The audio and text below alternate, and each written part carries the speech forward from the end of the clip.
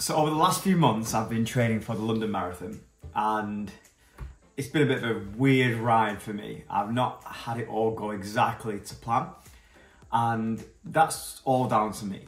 No one else has told me to do anything different. I have just decided not to do things when I know I should have done them. But I'm going to walk you through now my training over the last few months, just through Strava, my runs, and explain a little bit my mindset of how I planned for the training for the London Marathon and how I think it's going to go, which is coming up next weekend.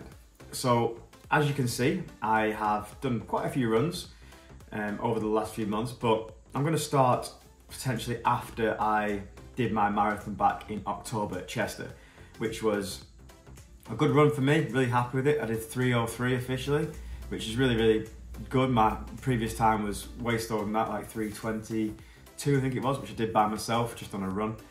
And I didn't really aim for sub 3 that day. I aimed for 3:10, but I found myself running quicker than I thought I was going to do in the first 5-6 miles.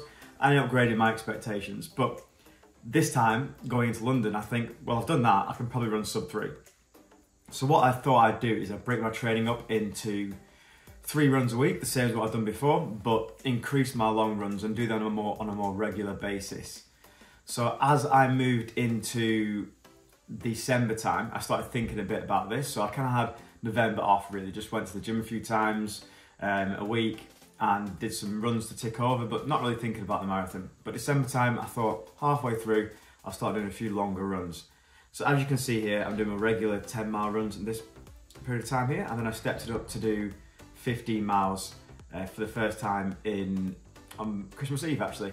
So once I did that, I continued that 15-mile thing for the next week or so. So I did it again just before New Year, another 15-mile run. I'm ticking over in the meantime with shorter runs, 5-mile, 6-mile runs. And then once I went past New Year, I started upgrading my expectations a bit for myself and started doing a little bit further. So I moved up to the 7 miles. And all these runs are at regular kind of 7:30, 8-minute mile in, like nothing intense in any way at all. So I'll move on to the next page. When I stepped into January time, I did my first harder run at the Run Through Trails Richmond Park Discovery Series event, which was a really cool day out, sub 1:30 there. So I thought, I'm actually in better shape than I thought I was. I can run at sub 3-hour pace on a trail run, not that far into my training, so that's a pretty good start. I then started doing an extra longer run, so I picked it up to 18 miles rather than just 16 miles. As you can see, like nothing strenuous, nothing fast at all. And then I did a 10k race, so I did a 10k at Newcastle, the brand new Newcastle 10k. Really cool event on the quayside in Newcastle, really enjoyed it. Around 38, 33, so a solid fitness level to go off. I'm normally quicker at the shorter distances rather than the longer distances, so that's not an exceptional time for me. My PB is 33 minutes, which I did when I was half the size I am now and a lot younger. But I normally think I'd run around about 37 minutes in decent shape, in 3-hour shape anyway. So after that, I took a bit of a step back. I relaxed a little bit after that run because it was quite intense. And then again, picked it up to back to 10 miles and then a 20-mile run on that Friday. So as you can see, moving it up towards marathon training, this is the end of January. My mindset for doing this a bit early, which isn't normally what you recommend to do, was because I wanted to make sure that my fitness levels were going to be at a decent point before I did a lot of the traveling I had coming up over the next few months for work. So I then backed up again the week after with another 20-miler. And again, you can see I'm popping out these 18-milers, 20-milers as you go along. So I'm keeping these long runs as part of my diet in the week and then mixing in other faster runs as well.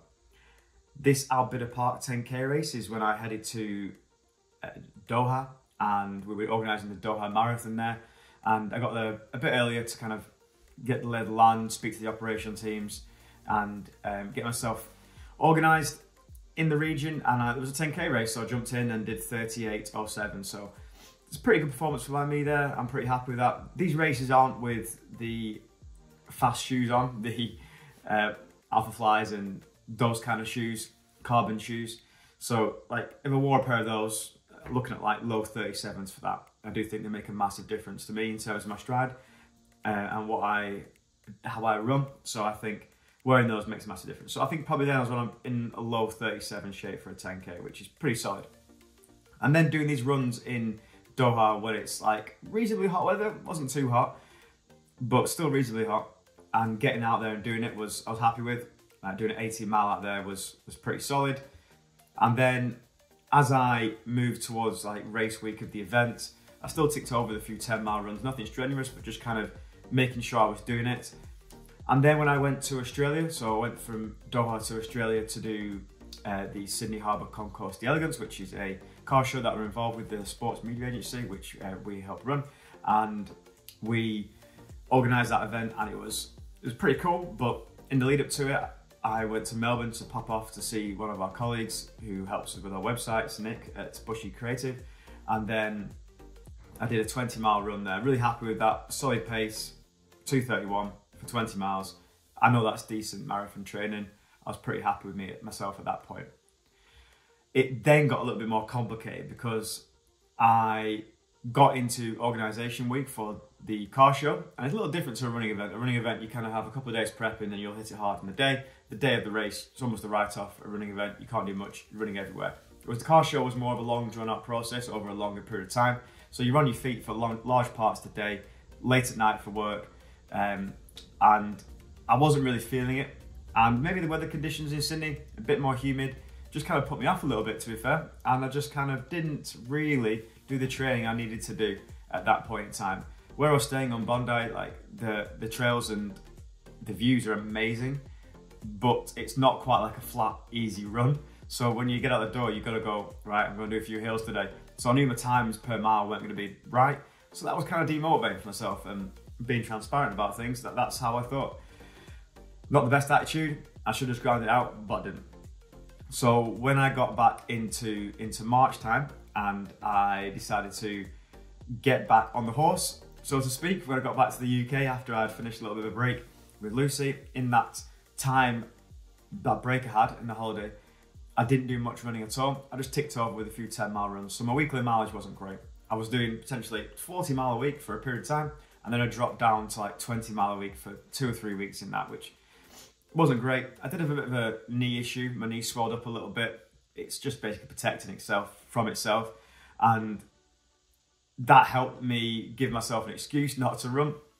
But also it might have helped me with an injury as well. So I got back and I knocked out a couple of longer 22 miles, a 20-mile run, just to make sure I was still on track for stuff. And those runs were pretty solid. I was running a good pace and I felt pretty confident.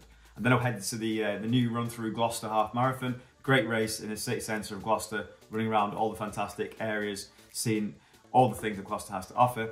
And did that, and around 1:23 on officially, but I actually ran the first mile probably like 25 seconds, 30 seconds slower, because I kind of started at the back and worked my way through. So I was, and I also dropped my gloves, so I can knock off at least 25 seconds off that from my realistic time. And I probably could have done another 3 or 4 miles at that pace I was doing, which was 6:20. So I feel like I could have run, say, 18 miles at 6:20s. So for me to go and do 26 miles at 6:50s, right at that point felt reasonable. But after that, I flew to Monaco to do some filming for something exciting coming up with New Levels over the next few weeks with one of our new coaches. I did a couple of 10-mile runs, and since then, it's been a week since then, I've not trained. So my knee swelled up to like double the size it normally is, and I've not felt great about it. So with 2 weeks to go before the marathon, I've got a week off essentially, leading up into the final tapering week. So I'm not feeling overly confident with myself from that perspective, but me going through this process and looking for the training that I've done, it wasn't too dissimilar to how I was prepping for the Chester Marathon. The only difference is, I haven't looked after myself the same way I did before the Chester Marathon. At Chester, I was, in that summer building up to it, I was taking my diet very seriously. I was regularly going to the gym 3 times a week. I've done that here as well, but in those sessions before Chester, I was pushing myself, I was hitting new PBs, whereas I've been in maintenance mode for a long period of time, and I haven't really pushed myself to where I think I can do. So I put on probably like 3 kilograms from then. So I was walking around like 64, 65 kilograms, which is like still pretty lean for my height. But now I'm 67 kilograms. So I'm hoping that I can get down to like 66 for race day, low 66s with my diet over the next week or so.